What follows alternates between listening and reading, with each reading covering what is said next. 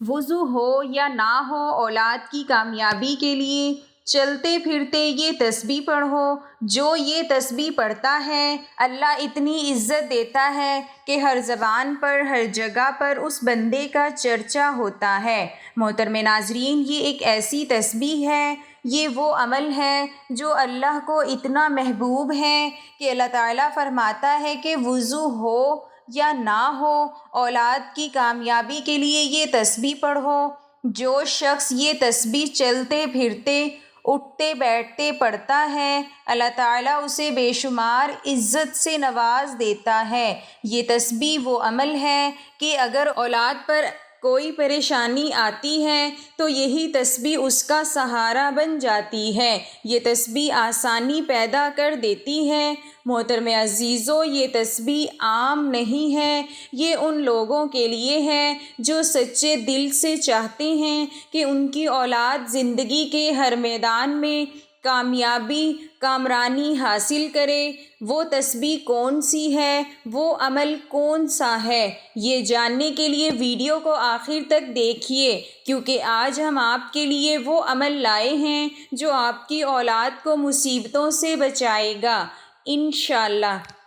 محترم ناظرین، دنیا کی ہر حاجت، ہر دکھ، ہر بیماری اور ہر تنگی کا علاج کسی نہ کسی ذکر میں، کسی تسبیح میں لازمی موجود ہوتا ہے۔ ہماری آج کی تسبیح بھی ایک ایسی پیاری تسبیح ہے کہ جس میں انسان کی خواہشات، اس کی حاجات کی تکمیل موجود ہے۔ یہ الفاظ نہ صرف زمین پر کہے جاتے ہیں بلکہ آسمانوں میں فرشتے، انبیاء اور مقربین بارگاہ الہی کی زبان پر بھی یہی کلمات جاری رہتے ہیں۔ یہی وہ تسبیح ہے جو حضرت محمد مصطفیٰ صلی اللہ علیہ وسلم کی سب سے پسندیدہ تسبیح ہے، اور جو کوئی اپنی اولاد کی کامیابی کے لیے اس تسبیح کو پڑھے گا، اللہ تعالیٰ اس کی اولاد کو دن دگنی رات چگنی ترقی عطا فرمائے گا۔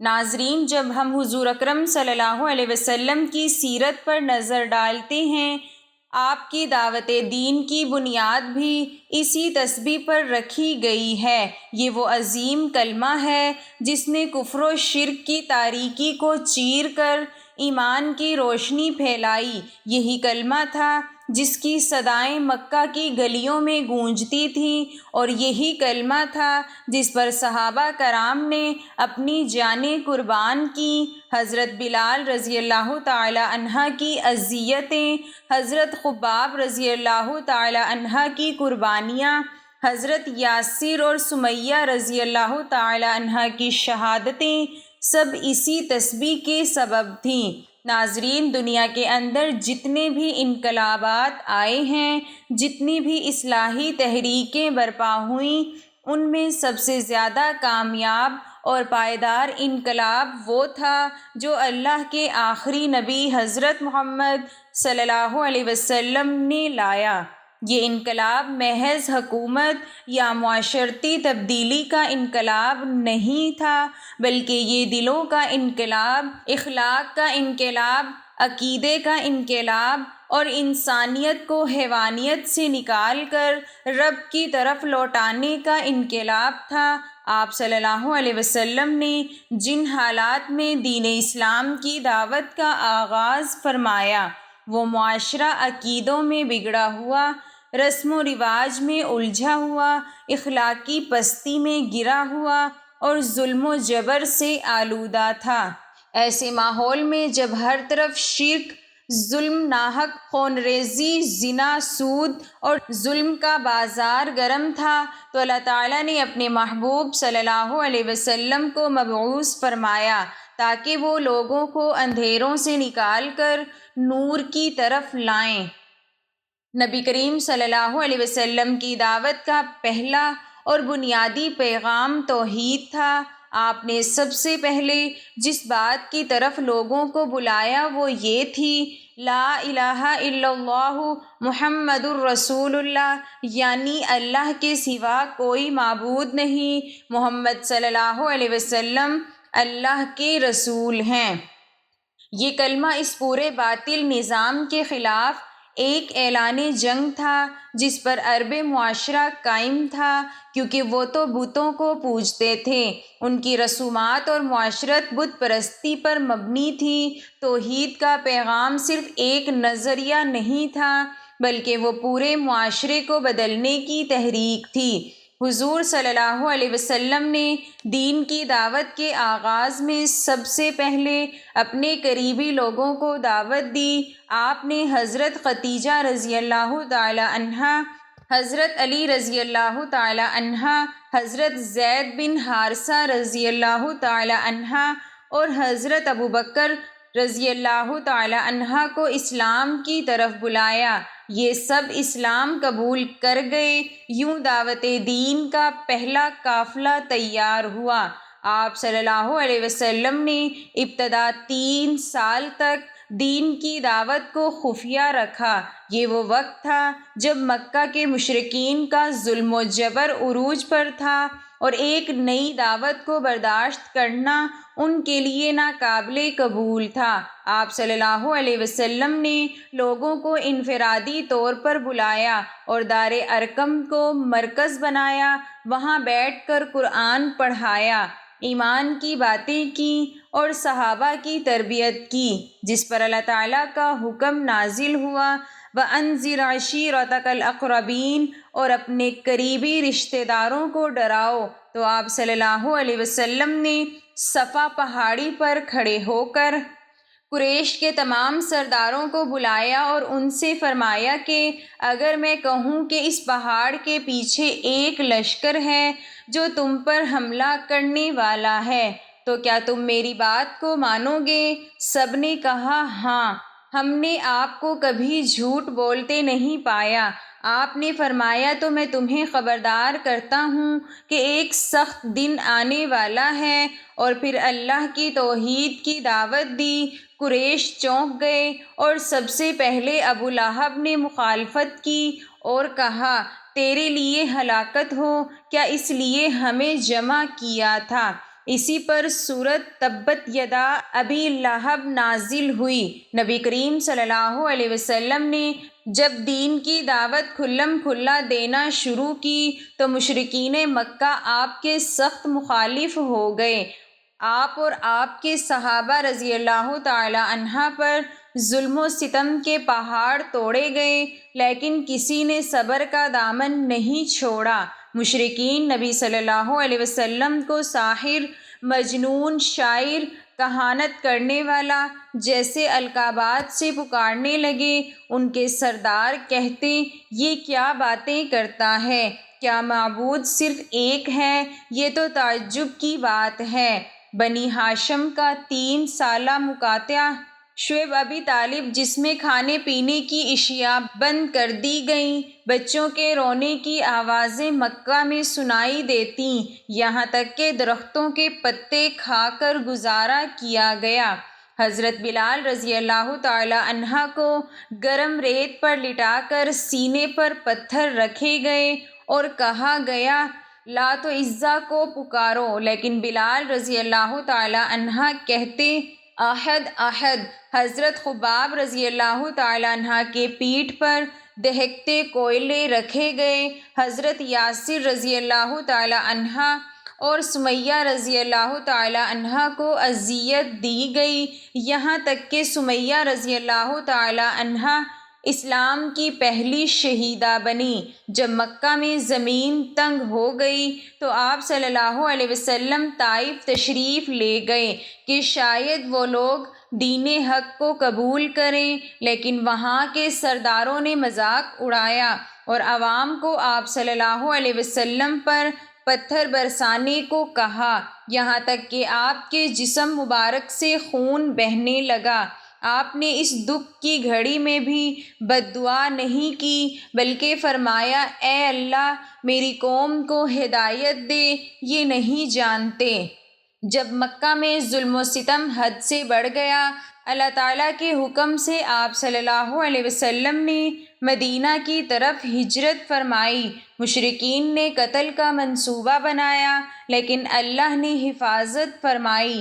حضرت علی رضی اللہ تعالیٰ عنہ کو اپنے بستر پر سلا کر آپ صلی اللہ علیہ وسلم رات کے اندھیرے میں روانہ ہوئے۔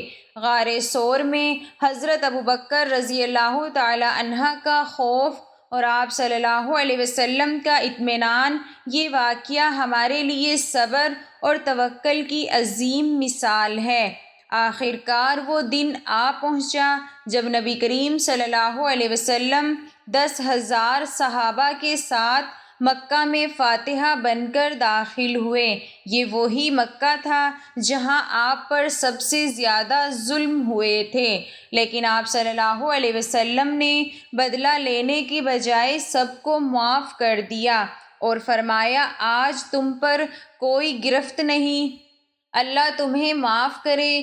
یہ تھا آپ صلی اللہ علیہ وسلم کا اخلاق اور یہی تسبیح آپ صلی اللہ علیہ وسلم کی دعوت کی اصل روح تھی۔ اسی تسبیح کی وجہ سے آپ صلی اللہ علیہ وسلم پر اور آپ صلی اللہ علیہ وسلم کے اصحاب و وال پر ظلم و ستم کی انتہا کر دی گئی، لیکن نہ ہی آپ صلی اللہ علیہ وسلم نے اس تسبیح کو چھوڑا، نہ ہی دعوت حق کو چھوڑا، اور نہ ہی آپ کے صحابہ اور اہل بیت نے اس تصدیق کو چھوڑنا۔ اس تسبیح کی وجہ سے اللہ تعالیٰ نے ہر آزمائش میں ثابت قدم رکھا اور آپ صلی اللہ علیہ وسلم کی ہر خواہش کا احترام کرتے ہوئے آپ صلی اللہ علیہ وسلم کو اپنے مقصد حق میں کامیاب رکھا۔ نبی کریم صلی اللہ علیہ وسلم کی دعوت کا محور صرف توحید، عبادت اور اخلاقی تربیت نہیں تھا، بلکہ اس میں صبر، استقامت، رحمت، عدل، برداشت اور اخلاص جیسی اعلیٰ صفات بھی شامل تھیں۔ آپ صلی اللہ علیہ وسلم نے ہمیں سکھایا کہ دین کی راہ میں مشکلات آتی ہیں، دل دکھتے ہیں، راستے بند ہوتے ہیں، لیکن صبر، یقین اور اللہ سے تعلق قائم رکھو تو وہی راستے کھولتا ہے، وہی دشمن دوست بن جاتے ہیں اور اندھیرے اجالوں میں بدل جاتے ہیں۔ ناظرین، جو والدین واقعی دل سے چاہتے ہیں کہ ان کی اولاد دنیا میں کامیاب ہو، عزت پائے، نیک ہو، با اخلاق ہو، ہر جگہ ان کا نام روشن ہو، لوگ ان کی اولاد کی مثالیں دیں، ان کی اولاد جب کسی مجلس میں جائے تو سرائی جائے، جب کسی محفل میں بیٹھے تو سب کی توجہ ان کی طرف ہو، جب کوئی ان کے بچوں کا نام لے تو عزت سے لیں، ہر امتحان میں سرخرو ہوں، ہر میدان میں نمایاں ہوں، دنیا کی دوڑ میں پیچھے نہ رہیں بلکہ آگے بڑھیں، رزق میں برکت ہو، تعلیم میں کامیابی ہو، کیریئر میں بلندی ہو، سب سے بڑھ کر وہ دین پر بھی قائم رہیں، والدین کی آنکھوں کی ٹھنڈک بنیں، ان کی دعاؤں کا اثر ان کے بچوں کی زندگی میں نظر آئے، ہر پریشانی ان سے دور ہو، ہر میدان میں اللہ ان کا مددگار بنے، لوگ ان کے اخلاق سے متاثر ہوں، ان کی صحبت نیک لوگوں کے ساتھ ہو، ان کا دل قرآن سے جڑا رہے، ان کا تعلق مسجد سے قائم ہو، والدین جب ان کی طرف دیکھیں تو دل سے شکر ادا کریں کہ اللہ نے ایسی اولاد دی جو دنیا اور دین دونوں میں کامیاب ہیں۔ یہ ہر اس ماں باپ کا خواب ہوتے ہیں جو اپنی اولاد کے لیے دن رات دعائیں کرتے ہیں، جو ان کی خوشی میں اپنی خوشی سمجھتے ہیں، جو چاہتے ہیں کہ ان کے بعد ان کی اولاد ان کا نام روشن کرے اور وہ نیکی کا ذریعہ بنے۔ تو وہ والدین، وہ تمام والدین جو دل سے چاہتے ہیں کہ ان کی اولاد کامیاب ہو، عزت والی ہو، ہر میدان میں سرخرو ہو، دنیا اور دین میں بلند مقام پائے، وہ اس تسبیح کو اپنا معمول بنا لیں کہ وہ تسبیح جس کے ذکر کرنے والے کو اللہ رب العزت ایسی عزت فرماتے ہیں کہ مخلوق خود بخود اس کی قدر کرنے لگتی ہے۔ لوگ اس کے کردار کی گواہی دیتے ہیں، دلوں میں اللہ اس کے لیے محبت ڈال دیتے ہیں اور دنیا اس کے نام سے واقف ہونے لگتی ہے۔ یہ تسبیح اللہ کے ایسے مبارک کلمات پر مشتمل ہے کہ جو شخص اسے روزانہ پڑھتا ہے اس کے راستے کی رکاوٹیں خود بخود دور ہونے لگتی ہیں، مشکلات آسانیوں میں بدل جاتی ہیں اور جو مقصد دور نظر آ رہا ہوتا ہے وہ قریب آ جاتا ہے۔ اس تسبیح کی برکت سے انسان کا بگڑا ہوا مقدر سنورنے لگتا ہے، عزت و عظمت اس کے قدم چومنے لگتی ہے، یہاں تک کہ اگر خاک میں بھی پڑا ہو تو اللہ اسے اٹھا کر سونا بنا دیتا ہے۔ تو ناظرین، جن کا رزق رکا ہو وہ کھلنے لگتے ہیں، جو دروازے بند ہوں وہ کھلنے لگتے ہیں اور دل کو ایک ایسا سکون عطا ہوتا ہے جو صرف اللہ کے ذکر سے نصیب ہوتا ہے۔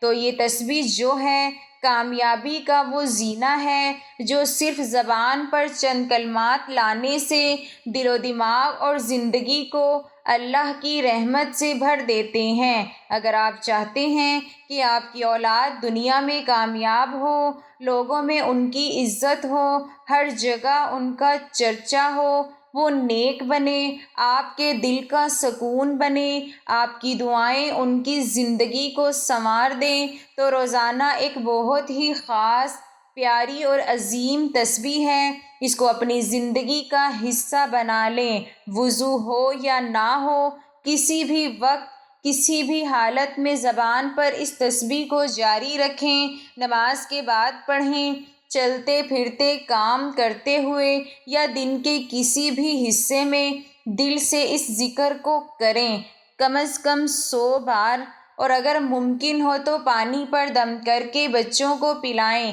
یا گھر میں چھڑک دیں تاکہ اللہ کی رحمتیں، برکتیں اور محبتیں آپ کے گھر پر نازل ہوں، دل نرم ہوں، رشتے جوڑیں اور اللہ کا قرب نصیب ہو۔ وہ عظیم تسبیح ہے یا ودودو، یا ودودو، جس کا ورد انسان کو اللہ کی محبت کا مرکز بنا دیتے ہیں، دلوں میں عزت اور لوگوں کے دلوں میں جگہ عطا کرتے ہیں۔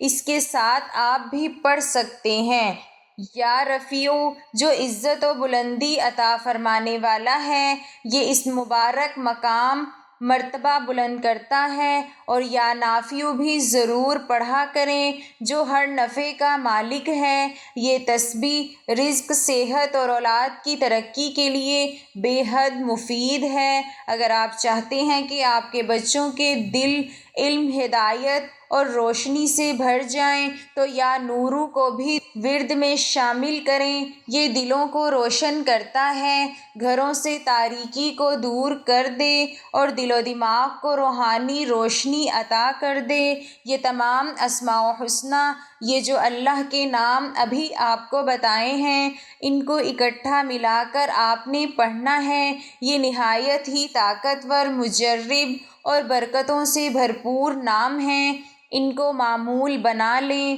روزانہ کے معمول میں شامل کر لیں، یقین رکھیں کہ اللہ وہ عطا کرے گا جو آپ کے خوابوں سے بڑھ کر ہوگا۔ تو جو بھی یہ ویڈیو دیکھ رہا ہے، اس وظیفے کو صرف خود تک محدود نہ رکھیں بلکہ صدقہ جاریہ سمجھ کر دوسروں کے ساتھ بھی ضرور شیئر کریں تاکہ انہیں بھی فائدہ ہو اور آپ کو بھی اس کا ثواب ملتا رہے۔ تو ناظرین محترم، آپ اس تسبیح کو کسی بھی وقت پڑھ سکتے ہیں، اس میں وقت کی کوئی قید نہیں، جگہ کی کوئی قید نہیں، آپ کو جب جہاں جیسے وقت مل جائے آپ اس تسبیح کو پڑھ سکتے ہیں۔ آپ اس کو کسی نماز کے بعد پڑھنا چاہیں تو بھی پڑھ سکتے ہیں، فجر، ظہر، عصر، مغرب، عشاء، کسی بھی نماز کے بعد اس کو پڑھنا چاہیں تو یہ افضل عمل ہے۔ اگر آپ کسی نماز کے بعد نہیں پڑھ سکتے تو آپ چلتے پھرتے، اٹھتے بیٹھتے کہیں بھی اس تسبیح کو پڑھ سکتے ہیں۔ اس کے لیے ایک ہی شرط ہے کہ آپ نے اس تسبیح کو اللہ تعالیٰ کی ذات پر مکمل یقین اور بھروسہ کرتے ہوئے پڑھنا ہے۔ آپ نے سب سے پہلے نبی کریم صلی اللہ علیہ وسلم کی خدمت میں درود پاک کا نذرانہ پیش کرنا ہے، کیونکہ ہر نیکی کی ابتدا درود سے ہوتی ہے۔ میرے ساتھ بھی حصول ثواب کے لیے درود ابراہیمی ایک بار پڑھ لیں۔ اللہم صلی علی محمد وعلی آل محمد کما صلیت علی ابراہیم وعلی آل ابراہیم انک حمید مجید۔